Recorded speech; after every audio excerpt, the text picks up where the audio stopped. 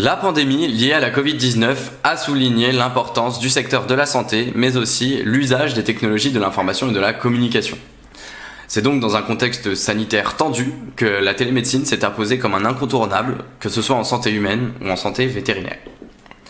La télémédecine représente une forme de pratique médicale à distance, utilisant les technologies de l'information et de la communication, et qui met en rapport entre eux ou avec un patient un ou plusieurs professionnels de santé.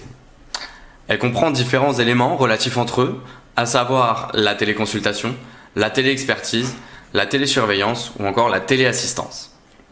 Elle a commencé à se développer principalement au cours du XXe siècle en santé humaine, mais il faut attendre les années 2010 pour la voir se développer en santé vétérinaire. Au sein de ma thèse, je me suis intéressé aux spécificités de la télémédecine vétérinaire, à son cadre juridique récent. Mais je me suis aussi intéressé aux attentes des propriétaires, des institutions vétérinaires et enfin aux attentes des vétérinaires. Il est apparu que la télémédecine représente un atout majeur pour notre profession, car elle permet de faciliter les échanges en son sein.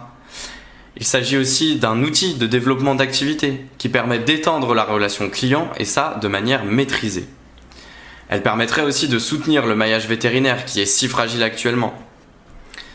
Bien évidemment, comme tout nouvel outil, la télémédecine doit faire face à différents obstacles.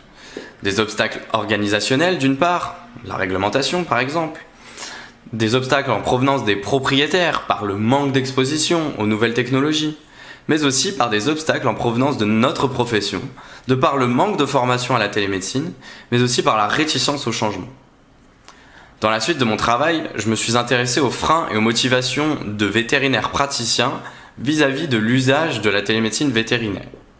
Il est apparu qu'elle permettait de faciliter la continuité des soins, de monétiser les échanges qu'ils avaient avec les propriétaires, et donc d'améliorer leur relation client.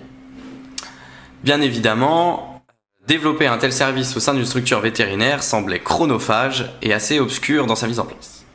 C'est pourquoi, avec Linkivet, nous avons proposé une optimisation de leur offre commerciale afin de répondre aux attentes des différents acteurs. De plus, j'ai proposé des outils d'accompagnement des vétérinaires afin qu'ils puissent utiliser quotidiennement la télémédecine. Par mon travail, je pense non pas que la télémédecine tendrait à remplacer notre métier qui nous est si cher, mais qu'il s'agit bel et bien d'un outil complémentaire et qu'il est de notre ressort de l'utiliser consciencieusement.